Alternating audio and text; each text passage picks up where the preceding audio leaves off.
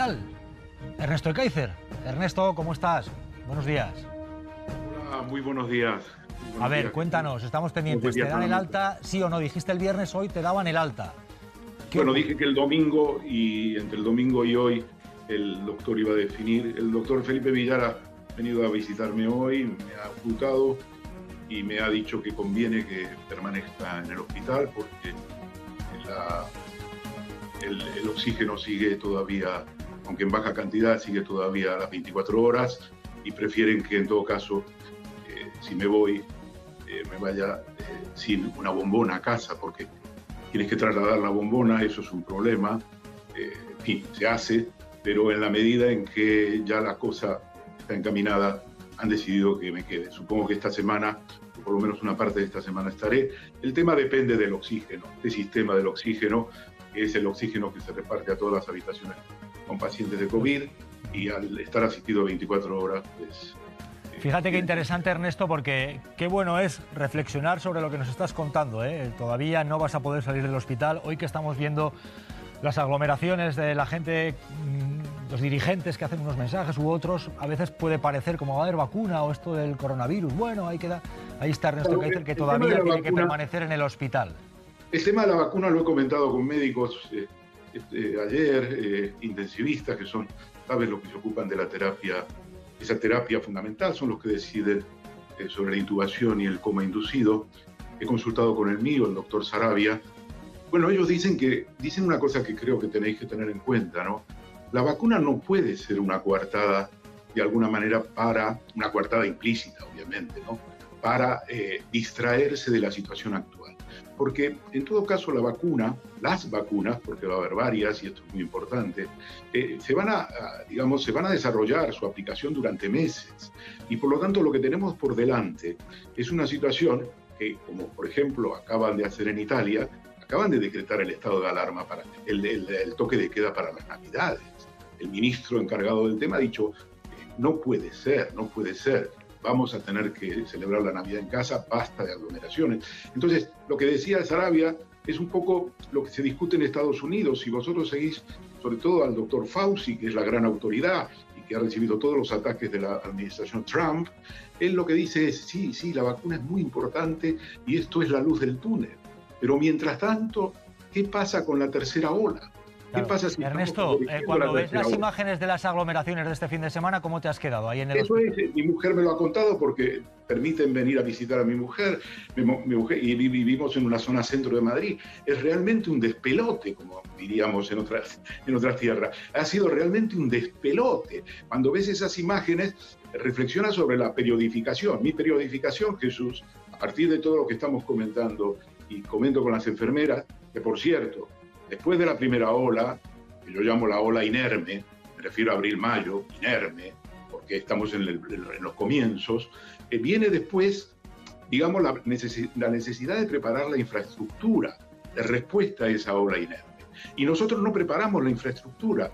¿Por qué? Porque se despiden a todos aquellos que tenían contratos basura y que se contrataron me refiero a los enfermeros, que se contrataron para combatir llega el informativo territorial, seguimos contigo ahora enseguida. Para aquellos que tienen el informativo territorial, pueden seguirnos también en la web de Radio Televisión Española, en las plataformas y el canal internacional, y vamos a seguir hasta la hora del telediario, hasta las 3, con mucho más. Seguimos.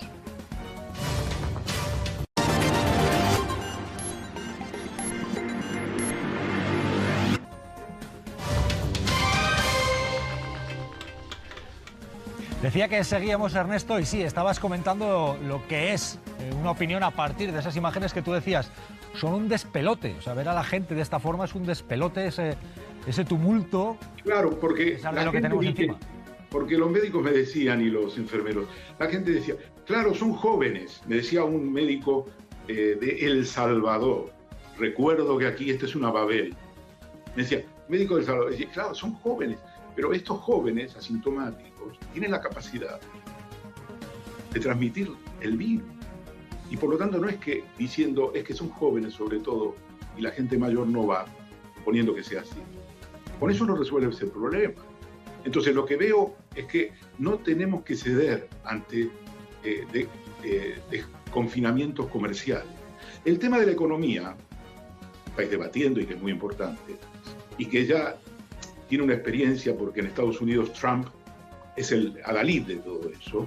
Trump ha tratado de mostrar de que se podía convivir con el virus, al final él mismo se ha contagiado, pero es un debate que en mi opinión está muy mal encarado, porque la economía española va a sufrir, la economía europea está sufriendo, me dicen en el Banco Europeo, he tenido una comunicación con un alto cargo, que el cuarto trimestre va a ser cero crecimiento en la zona euro. Pero esto no se resuelve planteando una dicotomía, digamos, o economía o salud. Esto se resuelve diciendo que no vamos a salvar la economía con las Navidades. No la vamos a salvar. La única manera de salvar la economía es controlando el virus. En la base de la crisis está el virus, no un ciclo económico. Y entonces, plantearlo en términos de blanco-negro es un problema de carácter político, es ajeno a la realidad. Resolvamos el virus, controlemos el virus, evitemos la tercera ola, como dice la Organización Mundial de la Salud, tengamos la infraestructura, contratemos enfermeros que los hemos mandado fuera de Madrid, por ejemplo, se han tenido que ir de los hospitales después de abril-mayo. Teníamos muchos con contratos basura. Esos contratos basura se han resuelto y muchos se han tenido que ir de Madrid a otros hospitales. Por lo tanto, no al desconfinamiento comercial. No vamos a salvar la economía porque se consuma un poco más en los bares. Eso va a ser un peligro potencial porque va a dar lugar a la tercera ola y va a dificultar todo el tema de la vacunación. Esto es un poco lo que yo recojo aquí. Yo creo...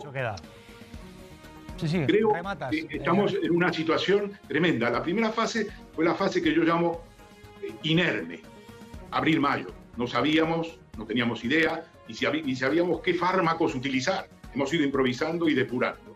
La segunda ola para mí es obra humana, porque es el ataque al estado de alarma como estado chavista, antidemocrático, recentralizador y no sé cuántas cosas más. Antidemocráticos, un ataque a la libertad y todo eso. Esa es obra humana porque dio lugar a la nueva normalidad.